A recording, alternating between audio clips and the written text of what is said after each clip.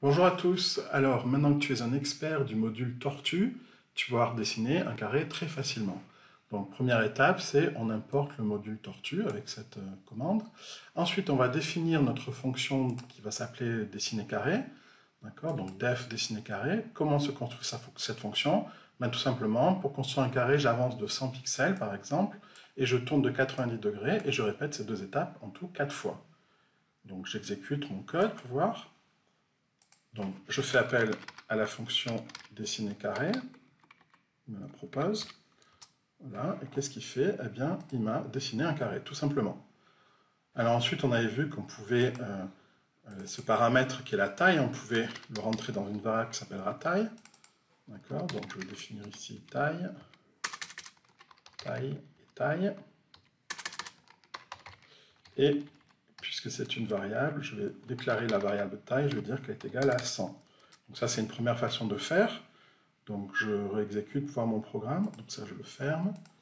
Allons-y. Donc je réexécute le programme. Je lui demande dessiner carré. Qu'est-ce qu'il me fait? Il me fait toujours un carré. Pour voir, je vais changer la taille. Je vais mettre 200. J'exécute. Dessiner carré.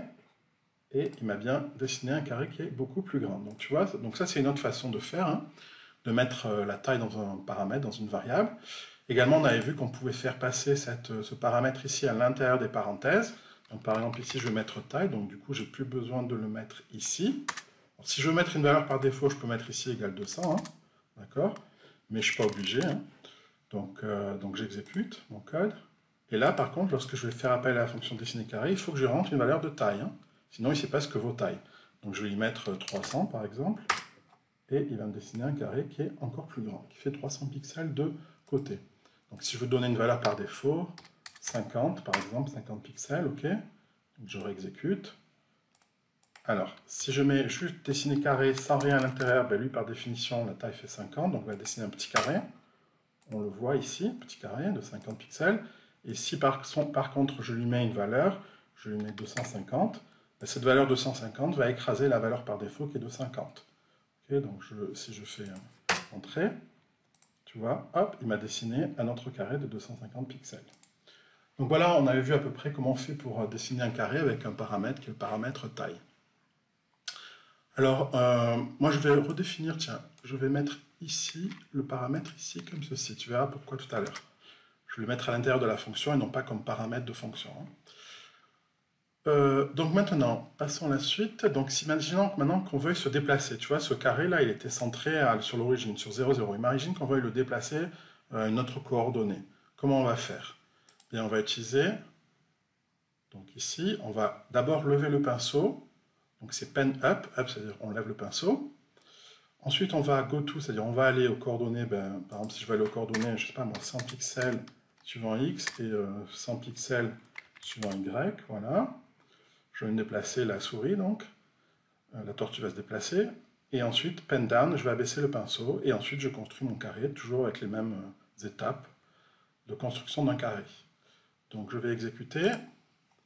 Donc, c'est la fonction dessiner carré 2. Attention, 2, il n'y a rien à l'intérieur des parenthèses, hein, parce que j'ai demandé aucun paramètre. Donc, allons-y. Entrée. Et alors, tu vois, il a bien déplacé, l'origine est ici, il a bien déplacé de 100 vers la droite et de 100 vers le haut. Donc ça, c'est les coordonnées 100, 100. Hein. Si je change, si je mets par exemple 200 sur x et 100 sur y, je réexécute. Dessiner carré. Voilà, tu vois, il a mis 200 ici sur x et 100 sur y. Okay, alors si j'avais pas mis pen up, regarde ce qui se passe. Imagine que j'ai pas mis ni pen up ni pen down. Donc je vais juste là, regarde ce qui se passe. Donc, dessiner carré. Ah, tu vois, il a tracé un trait. Il est passé du centre, il est allé à 200, 100, les coordonnées 200, 100, mais il a tracé un trait. Donc c'est pour ça qu'au départ, je lève le stylo pour éviter qu'il y ait ce trait. D'accord? C'est pour ça qu'au départ, je fais un pen up, lève le stylo, va à ses coordonnées, et ensuite abaisse le stylo pour pouvoir dessiner. Ok? Donc on a bien donc si je réapplique, hein, hop, je refais, on a bien notre carré qui a été déplacé. Grâce à cette fonction goTo. Alors, c'est bien joli, mais on n'a pas de couleur. Donc maintenant, ce qu'on devrait faire, c'est mettre des couleurs. Donc pour cela, Donc on refait comme tout à l'heure, hein. Là je vais mettre allez, 100, je vais aller à 100 et 100 aussi. Et ensuite pour mettre des couleurs, il faut d'abord dire quel type de couleur on veut, donc fill color, c'est-à-dire je choisis la couleur. Donc là j'ai mis red pour couleur, je commence le remplissage, begin fill, donc je construis mon carré, toujours les mêmes étapes, et à la fin je finis mon remplissage. Il faut dire quand est-ce qu'on termine. Donc ça c'est ma fonction que j'ai appelée dessiner carré 3, donc je l'exécute. Donc dessiner carré, je change 3. Là pareil, j'ai pas mis de paramètres à l'intérieur des parenthèses. J'aurais pu, hein, mais là je ne l'ai pas fait. Donc j'appuie sur Entrée, et qu'est-ce qu'il me fait? Il a bien déplacé le carré, il a bien rempli de rouge. Alors je peux remplir ici, je peux mettre blue, on avait vu. D'accord. Je redessine, et effectivement, il me le remplit en bleu. Alors bien évidemment, tous ces nombres-là, ces deux valeurs, je peux les mettre comme paramètres. Pareil, la couleur, je peux la mettre en paramètre, d'accord? Alors bon, je peux le faire ici, hein. Je vais mettre ici, au lieu de les mettre dans les paramètres de fonction ici, je vais le mettre ici, à l'intérieur. Donc je vais mettre x égale, par exemple, je sais pas moi, je vais mettre x égale 100 ici, y égale 100. Donc du coup, au lieu de mettre 100 et 100, je vais mettre x et y. Voilà. Et pour la couleur bleue, ben pareil, hein, je vais mettre ici, je vais définir une variable qui s'appelle couleur. Là, je la définis à blue, et là, au lieu de mettre blue, du coup, j'enlève blue et je mets couleur. Puisque par définition, couleur sera bleu. Et du coup, si on re-exécute, ça ne va rien changer, hein, tu vas voir. On va avoir le même dessin, forcément, puisqu'on a pris les mêmes valeurs. C'est juste qu'on a créé des variables. Pour remplir, on a rempli ces variables avec les valeurs qui sont ici. Voilà comment on fait un carré. Alors, donc je peux également, comme je te l'ai dit, hein, je peux les mettre ici en paramètres. Je peux mettre x ici, y ici, et couleur ici. Et si je fais ça, à ce moment-là, du coup, eux, je les enlève. Ok.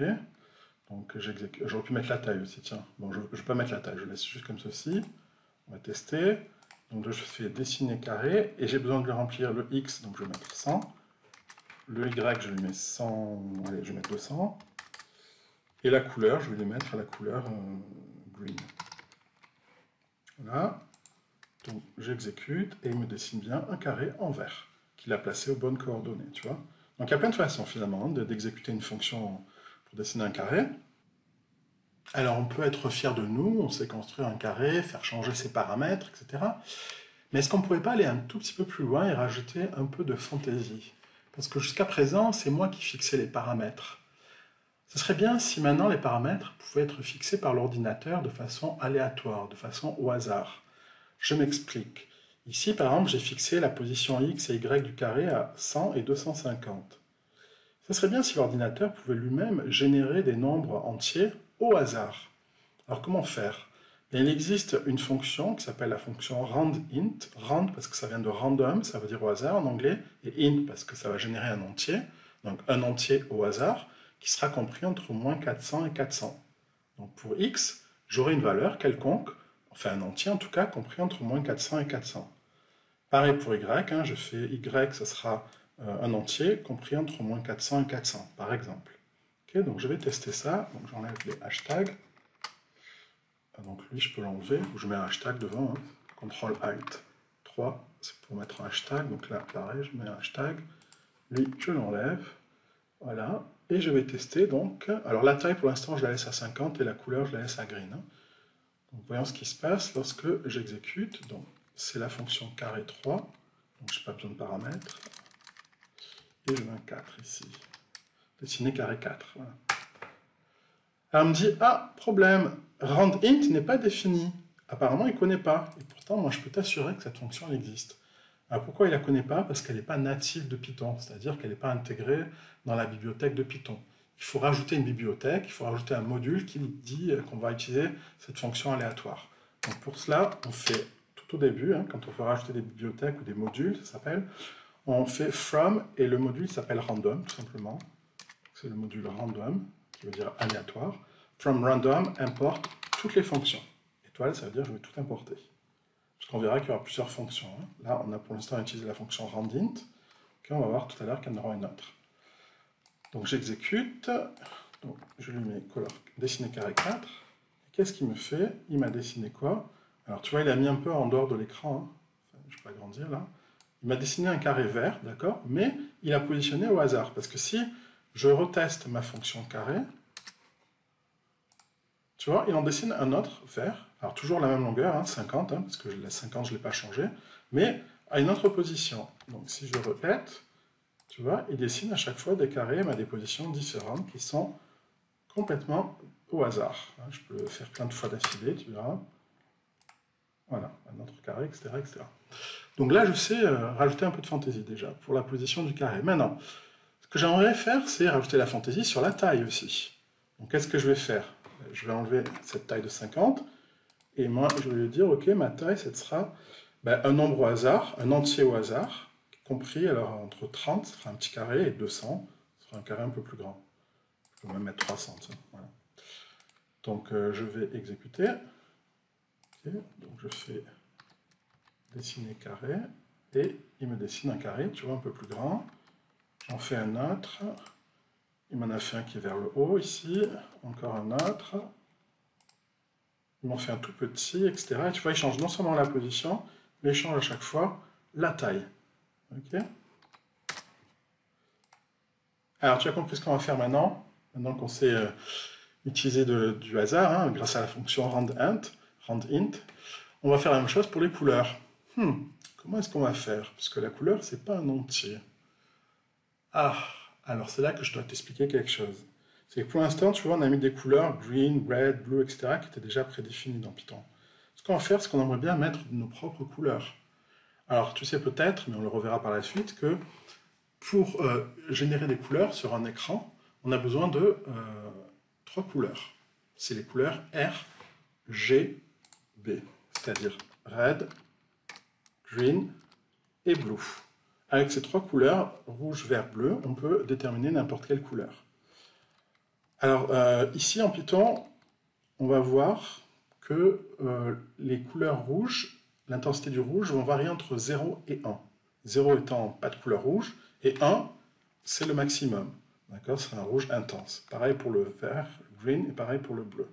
D'accord? Donc, imaginons par exemple que je vais mettre rouge égale à 1, que je vais mettre green égale à 0, et bleu égale 0. D'accord? Je vais essayer de générer du rouge. Alors, là, si tu as compris. Comment je vais faire? Là, il faut que je mette red, green et blue. Il faut que je mette 3 valeurs, comme ça, avec des parenthèses. Okay. J'aurais pu mettre directement 1 ici. Hein. Allez, on va tester ça. Je vais mettre 1, 0 et 0.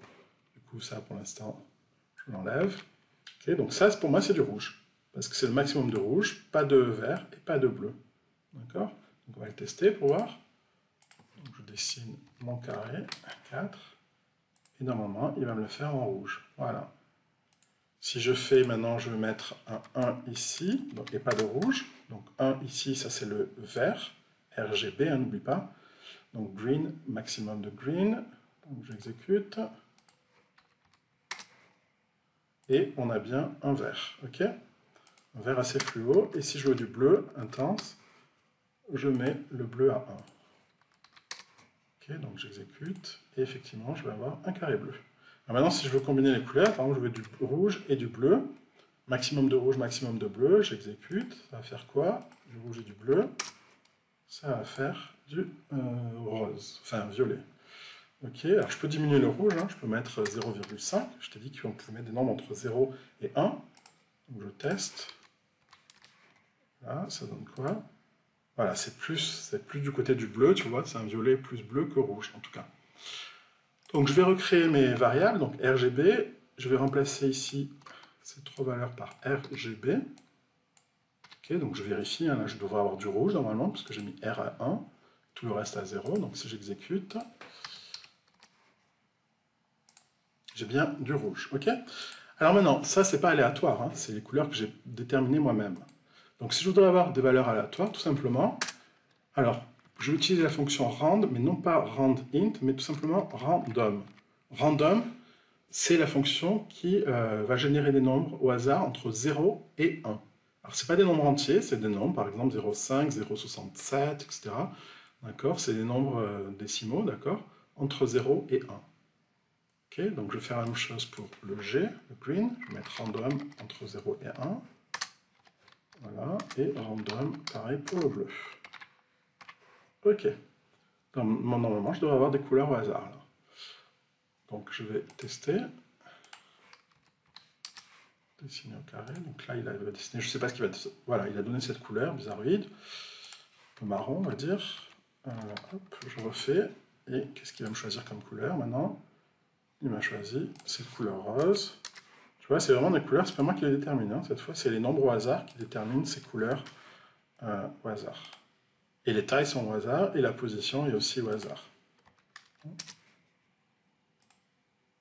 Voilà. Donc voilà, ben, tu sais maintenant comment on fait pour faire générer des nombres au hasard, que ce soit des entiers, alors c'est randint, ou alors des nombres entre 0 et 1, c'est la fonction random. Donc félicitations à toi si tu as compris tout ce qu'on vient de faire. Alors maintenant, il faudrait encore aller un tout petit peu plus loin, parce que tu as remarqué que c'était un peu pénible pour dessiner tous ces carrés. À chaque fois, il faut que je fasse appel à la fonction dessiner carré. Tu vois, là, j'ai fait appel une fois, deux fois, je l'ai exécuté là, 3, 4, 5, etc. Donc c'est un peu pénible. Donc je l'ai fait dans la console, j'aurais pu le faire également effectivement dans le programme directement. Hein. J'aurais mis dessiner carré, c'est la fonction dessiner carré 4. Voilà, alors évidemment, tu peux me dire, je peux la copier à la main comme ça. Faire un copier, si je veux la faire 10 fois, je fais ça, etc. Bon, je sais pas combien j'en ai fait, d'accord. Mais il y a plus simple, d'accord, que de faire ça. Bon, si je le fais, ça marche, hein, voyons, exécutons-le pour voir. Donc hop, il me fait mon premier carré, ensuite mon deuxième, ensuite mon troisième, c'est celui-ci, ensuite mon quatrième. J'en ai fait 5, 6, 7, 8, 9, 10, 11, 12, j'en ai demandé 13. Voilà, donc il me fait, voilà, etc. Donc ça marche très très bien, tu vois, donc j'ai arrêté le programme, ça prend du temps.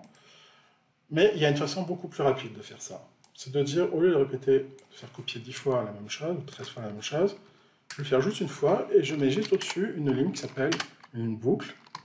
Et si je veux répéter 10 fois, par exemple, je mets juste 10, comme ceci. For in range 10, ça veut dire répète 10 fois, et surtout je mets une indentation, c'est-à-dire grâce à la barre de tabulation, je décale. Hein, pour dire que c'est bien cette instruction-là qui va être répétée. Okay. Donc j'exécute et voyons ce qui se passe. Alors il me fait for i, alors j'ai oublié for i, in range, voilà. C'est la boucle. Voilà, donc il me fait un carré, deux carrés, trois carrés. Bon, pour aller plus vite, il y a aussi une... Je t'en avais parlé, sleep, il y a la fonction qui s'appelle speed. Donc tu mets speed 0, ça va aller super vite. En fait, hein, donc j'exécute. 1, 2, 3, 4, 5, 6, 7, 8, 9, 10. Voilà. Il a fait les 10 carrés, hein, tu peux les compter. Il a bien 10. Si j'en veux 100, tu vois, je fais ça. Et hop, il me dessine tous. Tu vois, ça va super vite. Hein, et j'ai pas eu à taper 100 fois dessiner carré, quoi. C'est beaucoup plus rapide. Donc cette boucle, on va l'analyser en détail hein, dans le prochain chapitre.